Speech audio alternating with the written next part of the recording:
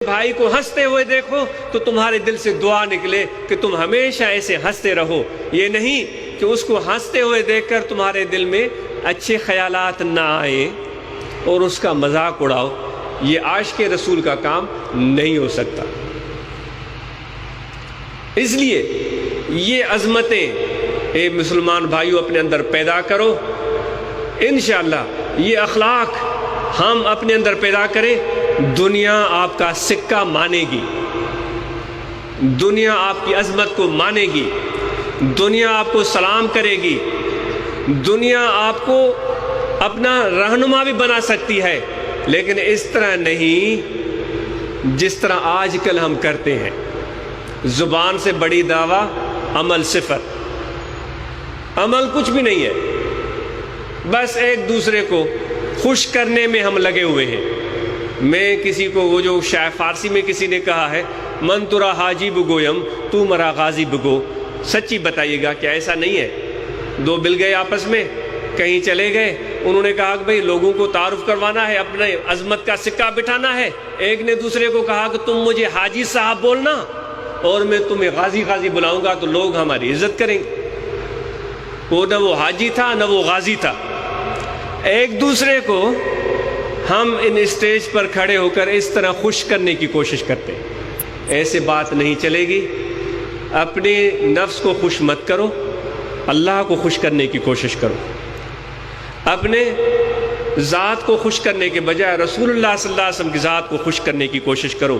اور وہ کیسے خوش ہوتے ہیں؟ وہ ایسے خوش ہوتے ہیں کہ ان کے امتیوں کو دکھ مت پہنچاؤ، ان کے امتیوں کے لیے سکون کا باعث بنو۔ کون سی امت؟ وہ امت جس پر تھوڑی سی بھی تکلیف آ جائے تو میرے نبی پر گراں گزرتی ہے، تھوڑی سی بھی۔ نبی اکرم صلی اللہ علیہ وسلم فرماتے ہیں میرے امتی کے پاؤں میں کانٹا بھی چبھتا ہے، اس کی تکلیف ہمیں ہوتی ہے۔ تو اس لیے اپنے کردار میں آج کے بعد ہمیں تبدیلی لانی ہے۔ علم سے محبت کرو، اپنے بچوں کو تعلیم دو، بہترین تعلیم دو۔ ان کی صرف تعلیم کافی نہیں ہے، ان کی بہترین تربیت کرو، ان کو اخلاق سکھاؤ، بہترین ادب سکھاؤ۔ جب ہم بڑے ماں باپ ایک دوسرے کے ساتھ اچھا سلوک کریں گے، ایک دوسرے کا احترام کریں گے، شوہر بیوی کے ساتھ اچھی بات کرے گا، بیوی شوہر کا احترام کرے گی، ان کی باہمی گفتگو اچھی ہوگی تو بچے بھی وہی بات سیکھیں گے۔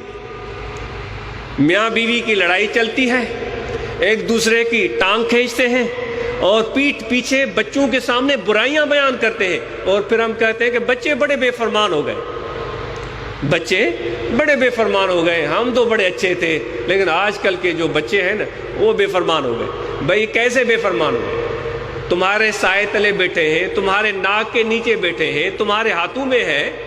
یہ ان کی بے فرمانی، یہ تمہاری اپنی کمی کوتاہی ہے۔ تو یہ چیز ہمیں اپنے اندر پیدا کرنی ہوگی۔ جب گھر کا ماحول بہتر ہوگا تو پھر پڑوس میں بھی ماحول میں بہتری آئے گی۔ ایک حلقے میں ایک حلقہ بہتر ہوگا تو ایک علاقہ بہتر ہوگا، ایک علاقہ بہتر ہوگا تو ایک شہر بہترین ہو جائے گا۔ تو اس کی ابتدا کرنی چاہیے۔ جو میرے نبی کی تعلیمات ہیں ان پر ہمیں عمل کرنا چاہیے۔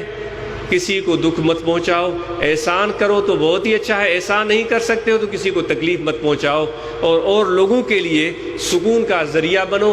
آخر میں ان احباب کا بہت شکریہ جنہوں نے یہ محفل منعقد کی اور اس کے لیے انتظامات کیے، اور ماشاءاللہ اتنے عشق اور محبت سے پہلی مرتبہ اس طرح محفل میلاد میں یہاں لاہور میں شرکت کی سعادت میسر ہوئی ہے، اور امید کرتے ہیں کہ اس محفل کے بعد ہم اور آپ کے عزم جوان ہوں گے، ہم اپنے اندر تبدیلی لائیں گے، ہم اپنے آپ کو بہتر بنانے کی کوشش کریں گے، اوروں کو بہتر بنانے کا فکر کم کریں، اپنے آپ کو ہم بہتر بنانے کا فکر زیادہ کریں۔ ذکر قلبی کی بات میں عرض کر دیتا ہوں، یہاں دل ہے، اس دل میں ذکر اسم ذات کا خیال رکھیں، کھڑے بیٹھے لیٹے سوئے جاگے یہ دل کا توجہ اللہ کی ذات کی طرف ہو کہ دل بول رہا ہے اللہ اللہ اللہ اللہ اللہ اللہ۔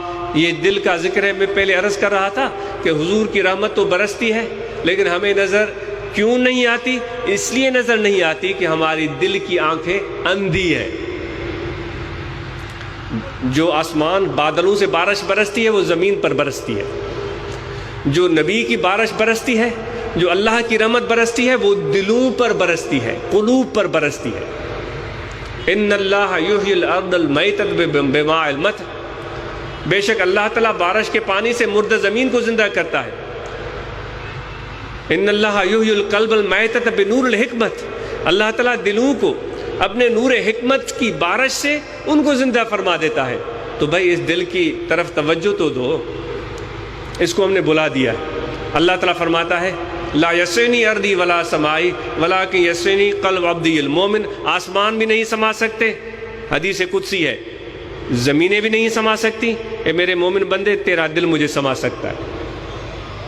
تو اس دل کی طرف توجہ دلائی جا رہی ہے۔ یہ دل ویران ہو گیا ہے، یہ دل غافل ہو گیا ہے، یہ دل مردہ ہو گیا ہے۔ حضرت غوث اعظم پیران پیر دستگیر شیخ عبدالقادر جیلانی رضی اللہ تعالیٰ عنہ ارشاد فرماتے ہیں، اے باطن کے اندھے، اے باطن کے یا مریض القلب، اے دل کے